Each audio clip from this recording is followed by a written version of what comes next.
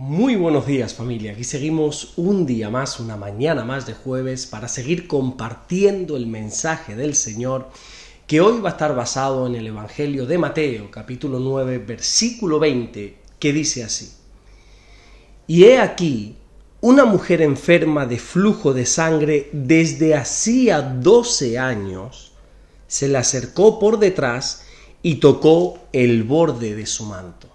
Cuando un hombre llamado Jairo, que la Biblia nos dice que era principal de la sinagoga, se acercó a Jesús para pedirle ayuda, porque su hija se estaba muriendo, encontramos que inmediatamente el Señor y los discípulos se pusieron en pie para ir a casa de este hombre. Y durante ese camino, una mujer que se nos dice que estaba enferma, se acercó a Jesús por detrás para tocarle. Vayamos por partes. Los tres evangelios que narran este pasaje, Mateo, Marcos y Lucas, coinciden en intercalar estas dos historias de Jairo y la mujer enferma de flujo de sangre. Incluso hay quienes denominan a este episodio como el doble milagro. Esta mujer llevaba enferma 12 años consecutivos de su vida con un flujo de sangre, es decir, con una constante hemorragia. Este tipo de enfermedades produce otro tipo de enfermedades, como por ejemplo la anemia.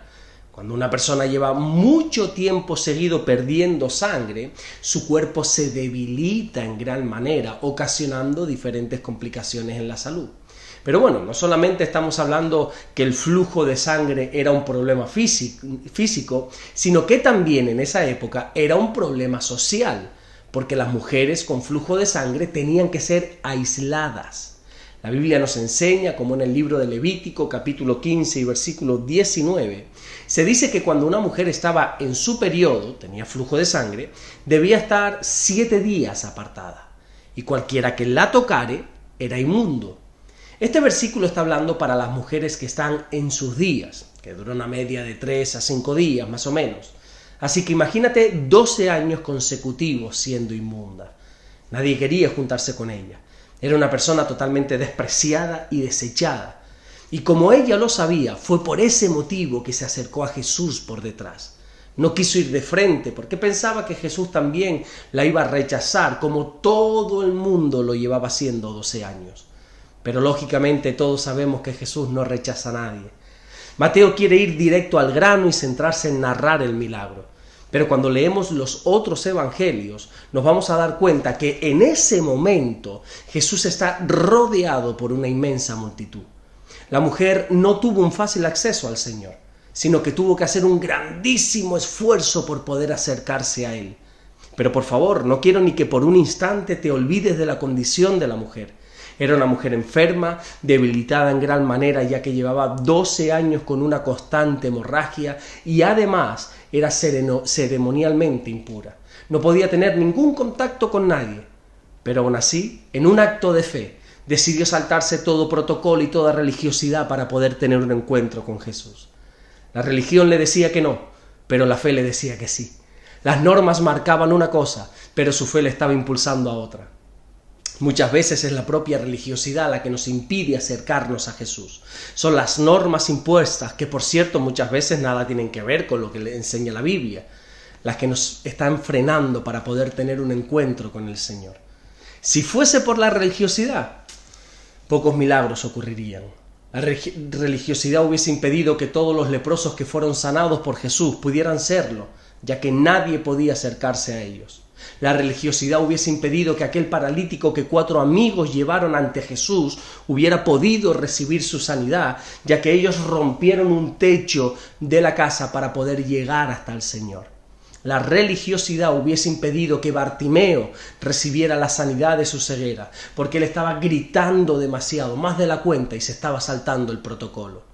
La religiosidad hubiese impedido que el hombre de la mano seca pudiese recibir también su sanidad, porque era día de reposo. La religiosidad hubiese impedido que aquellos 2 hombres de Gadara, que fueron liberados por Jesús de espíritus inmundos, fuesen libres, porque cerca de ese lugar la Biblia nos dice cómo había un hato de cerdos y los judíos no se acercan a esos animales. Y por supuesto, la religiosidad hubiese impedido que nosotros tuviésemos este evangelio en nuestras manos, porque este evangelio fue escrito por Mateo, que antes de ser apóstol fue un publicano y ningún judío en su sano juicio se hubiese acercado a semejante persona. Si nos pusiésemos a analizar todos los milagros que la Biblia narra, nos vamos a dar cuenta que prácticamente siempre están por encima de la religiosidad. A veces por querer guardar una compostura, por querer guardar el protocolo marcado por los hombres, nos estamos perdiendo el milagro de Jesús. Claro, yo no estoy en contra del protocolo, ni muchísimo menos. Yo soy partidario que siempre tiene que haber unas normas a seguir, porque si no esto se vuelve un desmadre. La Biblia nos enseña a través de Pablo en la primera carta que le escribió a los Corintios, en el capítulo 14 y en el versículo 40, que todo lo que hagamos debemos hacerlo decentemente y con orden. Que claro que tiene que haber unas normas, pero si esas normas nos están impidiendo acercarnos a Jesús, esas normas no sirven. Por supuesto que tiene que haber un orden. En todo lo que hacemos debe de haber un orden.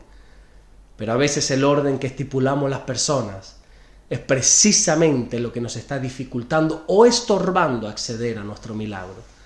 Gracias que esta mujer decidió saltarse el protocolo, saltarse la religiosidad para acercarse a Jesús por detrás y poder tocar el borde de su manto para recibir su sanidad. A esta mujer no le importó en absoluto lo que las personas dijeran. Pasó por alto el qué dirán de su entorno y gracias a eso pudo recibir su milagro. Así que ya sabes, no permitas que la religiosidad te impida acercarte a Jesús para recibir tu milagro. Vamos a orar en esta mañana, a darle gracias a Dios. Señor, te damos las gracias porque de verdad tú eres tan bueno, Señor. Eres tan hermoso para nosotros. Por eso te bendecimos y te adoramos, Señor, y te damos toda la gloria y toda la honra. Señor, gracias por habernos despertado un día más de la cama. Señor, gracias por tantas bendiciones en el día de ayer. Y te pedimos, Señor, que hoy nos guardes y nos bendigas, que tu bendición nos alcance, que tu mano esté siempre sobre nuestras vidas. Gracias, mi Dios, por todo lo que estás haciendo y por todo lo que vas a hacer. En el nombre de Jesús. Amén. Que Dios te bendiga. Nos vemos mañana viernes y así Dios nos vuelve a dar el inmenso privilegio de compartir su palabra. Nos vemos mañana a las 7 de la mañana. Bendiciones.